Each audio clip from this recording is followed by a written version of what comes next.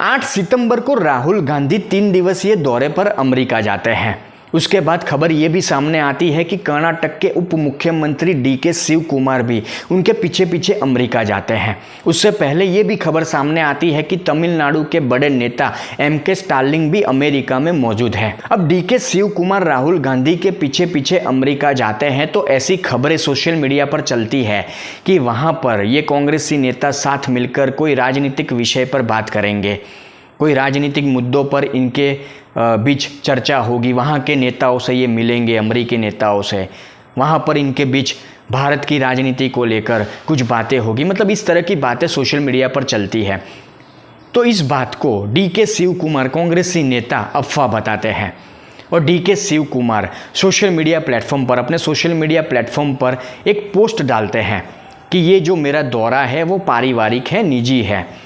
इस तरह की अफवाहें ना फैलाई जाए, इस तरह की अफवाहों पर ध्यान न दिया जाए।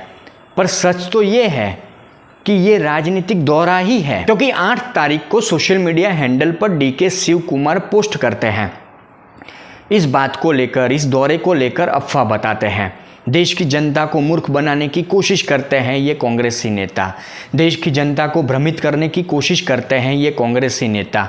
पर दूसरे दिन मतलब 9 तारीख को भारतीय समय के अनुसार सुबह 9-10 बजे की बात होगी जब राहुल गांधी अमेरिका में टेक्सास में एक भाषण देते हैं। इस भाषण में वो भारतीय राजनीति पर बात करते हैं, जातीय जनगणना पर बात करते हैं, बीजेपी को लेकर भी बात करते हैं। The RSS believes that India is one idea and we believe that India is a multiplicity of ideas. When I used to raise the constitution like this, people understood what I was saying. They were saying that the BJP is attacking our tradition, attacking our language, attacking our states, attacking our histories. और डीके शिव कुमार कांग्रेसी नेता social media पर ये सफाई देते हैं कि ये मेरा पारिवारिक और निजी दौरा है। तो 9 तारीख को ही जब राहुल गांधी एक तरफ भाषण दे रहे होंगे, उसी वक्त ये खबर भी सामने आती है कि डीके शिव कुमार को कमला हैरिस और बराक ओबामा की तरफ से आमंत्रण मिलता है। And let's put out big news break coming in. It's a big US election scoop linked to India. Karnataka Deputy Chief Minister and Congress troubleshooter DK Shivakumar has been invited to New York by Kamala Harris. DK Shivakumar is slated to leave India tonight for the US. He will be holding meet with Kamala Harris as well as former US President Barack Obama. तो ये सारी चीज़ें देखकर देश की जनता क्या समझेगी? देश की जनता मूर्ख थोड़ी ना है, देश की जनता बेवकूफ़ थोड़ी ना है कि आप उन्हें बनाते रहोगे, देश की जनता को आप भ्रमित करते रहोगे। कांग्रेसी नेता कितनी भी सफाई सोशल मीडिया पर दे दे, पर सच तो यही है कि राहुल गांधी का ये 3 दिन का दौरा अमेरिका का वो पूरी तरह से राजनीतिक है।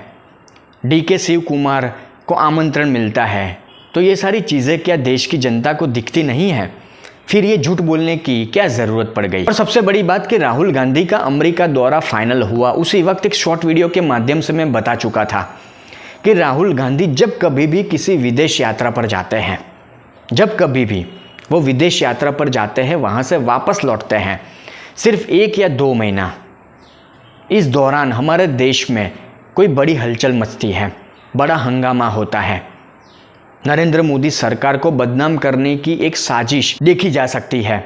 मतलब ये प्रोपोगेंडा आधारित पूरा दौरा है राहुल गांधी का, डीके शिव कुमार का, ये पूरी तरह से राजनीतिक दौरा है।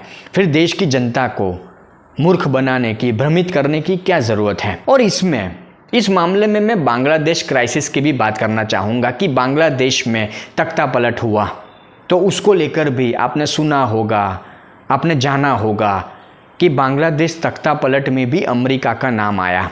अमेरिका के साथ साथ राहुल गांधी का भी नाम आया। उसके ऊपर एक वीडियो मैं ऑलरेडी बना चुका हूं। और सबसे बड़ी बात कि राहुल गांधी का ये जो दौरा है अमेरिका, उसको लेकर सैम पित्रोड़ा पहले ही कह चुके हैं कि राहुल गांधी इस दौरे के दौरान कैपिटल हिल मतलब अमेरिकी संसद भवन में विभिन्न लोगों से व्यक्तिगत तौर पर बातचीत करेंगे।